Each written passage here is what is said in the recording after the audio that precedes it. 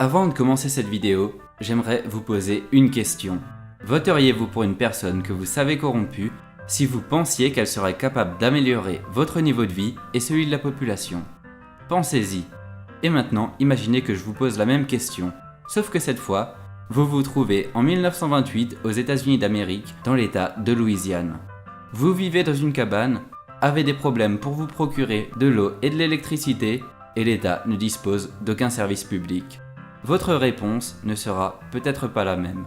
C'est sur ce dilemme moral que je lance cette vidéo qui vous parlera d'un homme ayant eu un pouvoir quasiment absolu sur la Louisiane de 1928 à 1935, Huey Pierce Long. Pourquoi ce dilemme en début de vidéo? Une réponse simple. Les deux premiers articles que vous trouvez en tapant Huey Long sont des torchons moralistes de Marianne et Mediapart. Je prends sur moi de vous présenter cet homme tel qu'il était réellement, incluant le bon et le mauvais, et ce sera à vous de juger. Avant même que les États-Unis ne connaissent la Grande Dépression, la Louisiane est déjà une région particulièrement affectée par la pauvreté. Une misère qui touche aussi bien les Afro-Américains que les Blancs. C'est 60% de la population qui vit sous le seuil de pauvreté. Long ne fait pas partie de ces défavorisés. Il est issu d'une famille relativement aisée. Excellent élève, il étudie le droit et reçoit son diplôme en 1915. Ayant le sens des affaires, il investit en 1918 dans un puits de pétrole. Tout allait au mieux pour lui, jusqu'à ce que la Standard Oil Company, un cartel pétrolier, refuse d'acheter le pétrole, voulant garder le contrôle de l'intégralité de la chaîne de production. Cet événement est un catalyseur pour Long qui perd tout son investissement. Il s'acharne alors à dénoncer l'influence des lobbies pétroliers et s'engage en politique dans le Parti démocrate. Son objectif est clair, devenir gouverneur de Louisiane. Après un échec en 1924, dû en partie à ses mauvaises relations avec le Ku Klux Klan, qui à l'époque est un acteur majeur du jeu politique, et en particulier dans le Parti démocrate, il est élu en 1928. Huey Long est un populiste dans le sens premier du terme. Il transforme le mécontentement général de la population et le retourne contre les riches et les grands trusts économiques. C'est donc avec un soutien massif des milieux ouvriers et de la paysannerie qu'il arrive au pouvoir sous le slogan « Every man's a king, but no one wears a crown ». Tous les hommes sont des rois, mais aucun ne porte de couronne. Une sorte d'incarnation du rêve américain. Et sa campagne fait mouche dans un état qui ne dispose que de 480 km de routes modernes et compte le plus autodilettré des États-Unis. C'est donc avec des promesses de développement des services publics et de partage des richesses qu'il devient gouverneur. Long ne perd pas de temps, il renvoie des centaines d'employés pour y placer ses soutiens, chose relativement naturelle à l'époque. Mais Huey Long va plus loin. Il prélève 10% du salaire de tous ses employés pour se constituer des réserves économiques qu'il utilisera à des fins politiques. Ayant assis son pouvoir, il commence à faire passer des textes pour délivrer sur ses promesses de campagne. Il entreprend d'importants travaux publics durant lesquels sont construits 24 000 km de routes, des ponts sans péage, des hôpitaux.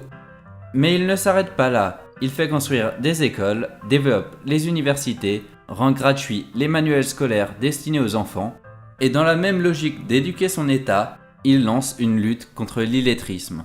Des programmes sont mis en place qui apprennent à lire et écrire à plus de 100 000 personnes. D'autres mesures sociales sont également prises. Les impôts sur les populations les plus pauvres sont réduits et les dettes qui ruinaient la paysannerie sont allégées.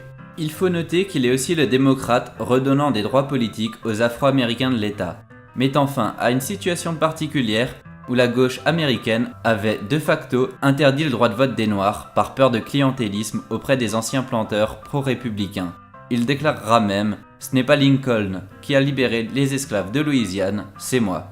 Et on ne peut pas lui donner entièrement tort, ces programmes, en plus de les aider économiquement, contribuent à les sortir de l'illettrisme et leur redonnent des droits politiques. En seulement 2 ans, Huey Long commence à sortir l'État du gouffre économique et culturel auquel il semblait destiné. Bien sûr, pour financer ces mesures, il lui faut de l'argent. Il s'en prend alors aux grandes fortunes et aux trusts nordistes. Il va donc se faire de très nombreux ennemis. Et là, vous devez vous poser une question. Mais dites-moi, ce Huey Long, il est génial, alors c'est quoi le problème? Pour faire passer son programme, il n'hésite pas à avoir recours à des méthodes immorales. Corruption, menaces. Pour forcer le résultat des votes et faire passer ses mesures, il n'a pas peur d'utiliser des méthodes peu orthodoxes. Il faut ajouter à cela le développement d'un paternalisme. Quand Long passe une mesure populaire, Il s'assure que tout le monde sache qui remercier. Son pouvoir fort et personnel inquiète. Il est victime d'une tentative d'impeachment en 1929. Elle fait suite à la proposition de taxer 5% de chaque baril produit par les cartels pétroliers. Une opposition en partie due au lobbying des cartels qui arrosent de cash les politiques. Son poste en danger, Huey Long va combattre le feu par le feu, la corruption par la corruption.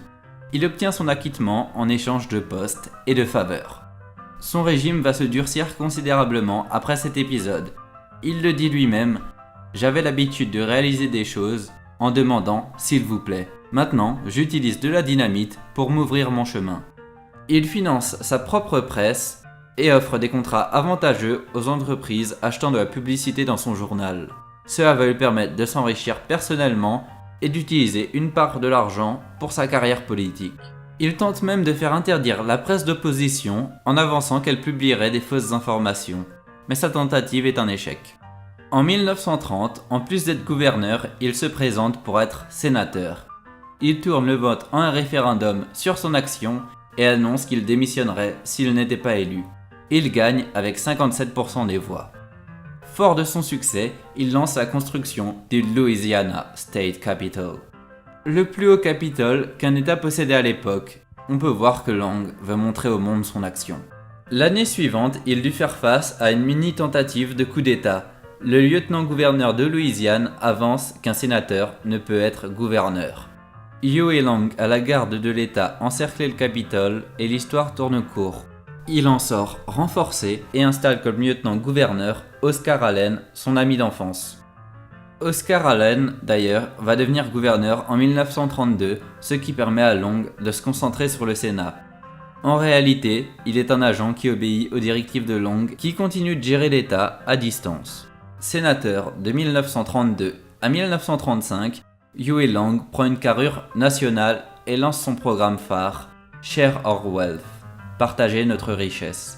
Porté par la situation économique causée par la Grande Dépression, le discours anti-élite de Long galvanise les foules. It is our estimate that 4% of the American people own 85% of the wealth of America, and that over 70% of the people of America don't own enough to pay the debts that they owe. How many men ever went to a barbecue and would let one man take off the table what's intended for 9/10 of the people to eat?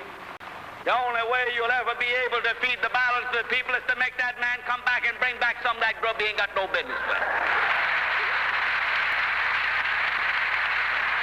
Et là, peut-être, vous pourriez penser, mais c'est Long, il est pas un peu socialiste, voire communiste? Et en effet, c'est une accusation lancée par de nombreux républicains. En réalité, Long déteste le communisme, il est même inquiet de la possibilité d'une révolution communiste aux États-Unis. Ces politiques sont pour lui le meilleur moyen de mettre fin à ce risque. Il faut chercher la racine de ses idées politiques plus dans le christianisme social que dans le socialisme. Mais on peut le classer comme un progressiste. Enfin, pas dans le sens moderne, mais définitivement pour l'époque. Il aide par exemple Hattie Caraway à devenir la première femme élue au Congrès américain. Lorsque Roosevelt propose le New Deal, politique d'investissement public massif, il est l'un des seuls qui avance qu'il ne va pas assez loin. Long et Roosevelt vont devenir rapidement des rivaux et des attaques politiques et juridiques fusent entre les deux. Huey Long devient de plus en plus connu, ses discours enflammés, ses interventions radio et ses attaques contre Wall Street et la finance font de lui une figure populaire. Huey Long lutte encore et toujours contre son vieil ennemi, les cartels pétroliers. Il accuse les compagnies pétrolières américaines de créer des conflits internationaux et notamment d'avoir provoqué la guerre du Chaco. Décidément, l'Amérique et le pétrole, c'est une histoire d'amour. Il fait partie du camp des isolationnistes s'opposant aux interventions armées. Sa radicalité ne lui attire pas beaucoup d'amis au Sénat et aucune de ses propositions ne vont jamais passer. Mais Long, lui, voit plus loin que le Sénat et ses yeux sont fixés sur la position suprême, celle de président des États-Unis. Dans cette optique, le programme Share Our Wealth est son cheval de bataille. Accusant les banques, dont Rockefeller, d'avoir causé la Grande Dépression, il propose une série de réformes devant partager les richesses du pays. un nouveau système de taxation graduelle particulièrement sévère avec les plus fortunés, ainsi qu'une barrière au gain maximum possible en une année. Cela avec l'objectif de financer son programme, devant assurer que chaque famille dispose de 5 000 $ par an, 86 000 $ actuels, une voiture et une radio. Un grand programme devant équilibrer la situation économique du pays. Mais attention, ce n'est pas un programme socialiste. Dans les années 30, les socialistes étaient encore socialistes et voulaient la fin de la propriété privée. Long, lui, est en faveur d'un marché libre, mais dans un cadre assurant la prospérité de tous, mais n'interdisant pas de s'enrichir. Loin d'utiliser les auteurs socialistes pour défendre son programme, il utilise, au contraire, la Bible. En 1934, Long suscita un engouement populaire phénoménal. 27 000 clubs de soutien au programme s'organisent et rassemblent plus de 7 millions d'Américains. Il se démarque des démocrates et commence à critiquer les deux partis, républicains et démocrates, qu'il renvoie dos à dos. And the only difference that I found between the Democratic leadership and the Republican leadership was that one of them was skinning from the ankle up and the other from the ear down when I got to Congress. Le tournant vers la gauche de Roosevelt et le second New Deal est en partie une réaction pour contrer la montée de Long, en reprenant une part de ses propositions. Durant l'année 1935, il anime une émission radio rassemblant 25 millions d'auditeurs et reçoit 60 000 lettres de soutien par semaine. Il est extrêmement moderne dans sa communication politique, la radio, la chanson, et alors qu'il fait la une du Times, son ambition présidentielle semble à portée de main. Et c'est cette année-là qu'il est assassiné d'un coup de pistolet au torse en sortant du Capitole. Huey Long est mort, mais son action lui a survécu et la quasi-totalité des infrastructures de Louisiane porte aujourd'hui sa marque, région où à ce jour il reste toujours très populaire. Voilà l'histoire de Huey Long, le bon, le mauvais, le politique, le populiste, l'homme du peuple qui a aidé les siens par son action, Huey Long, le corrompu qui ne recula devant aucun moyen pour assurer son pouvoir, sa fortune et assouvir son ambition démesurée. Comme dans la chanson, il y a Dr Renault et Mr Renard. C'est un personnage particulièrement complexe et fascinant.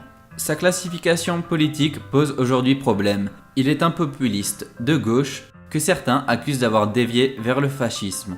Mais jamais Long n'a promu un antisémitisme, un nationalisme exacerbé ou de telles composantes généralement associées à cette idéologie. On peut voir Mediapart le classer à l'extrême droite, ce qui ne fait aucun sens, et Marianne le comparer à Mussolini. Ironie de l'histoire, ils reprennent la propagande des conservateurs américains de l'époque. À l'heure actuelle, Huey Long est revendiqué aussi bien par des supporters de Trump, le voyant comme un ancêtre du populisme, de la ruralité contre la métropole et du peuple contre les élites, mais il est aussi revendiqué par des partisans de Bernie Sanders qui voient dans le programme économique de Long l'ancêtre du programme actuel de Bernie Sanders. Je pense avoir fait un meilleur travail pour vous montrer les qualités et les défauts de ce personnage. En même temps, être meilleur qu'un journaliste, ce n'est pas très compliqué. Si vous avez apprécié cette vidéo, je vous invite à mettre un pouce bleu, vous abonner et la partager, ça aide massivement la chaîne. Objectif 1000 abonnés. Allez, salut tout le monde et bonne journée. Why we for slumber, America, land of brave and true, with castles and clothing and food for all belong to you. Every man a king, for you can be a millionaire. But there's something belonging to others, there's enough for all people to share. When it's sunny June and December too, or in the winter time or spring, there'll be peace without end, every neighbor